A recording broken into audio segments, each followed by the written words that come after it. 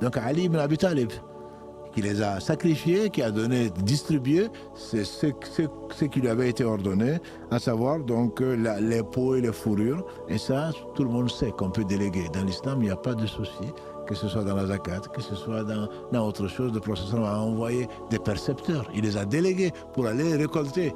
Donc ça, c'est permis, il n'y a pas de discussion dessus. Ne cherche pas à tout faire. Il y a entre autres formes d'adoration. Et quelle forme? C'est les invocations, ad-du'a. Le professeur sallallahu alayhi wa sallam a dit ad-du'a huwa al-ibada. C'est connu. L'invocation, il dit, c'est si tu cherches l'adoration, c'est la meilleure réforme. La meilleure réforme, on a dit, entre autres, pourquoi? Parce que tu sais que tu es pauvre. Tu sais que tu invoques quelqu'un qui est riche, qui est Allah subhanahu wa ta'ala, et qui dit, entre autres, dans le verset 15 de la surah 35, Ya ayyuhan nasu antumul fuqara ila Allah, wallahu huwal ghaniyyul hamid. Il dit, oh vous les gens, aux humains, vous êtes des indigents, vous êtes tous pauvres. Allah est le seul riche, il est le digne de louange et c'est le seul riche. Donc, invoquer Allah subhanahu wa ta'ala, Allah le rend obligatoire.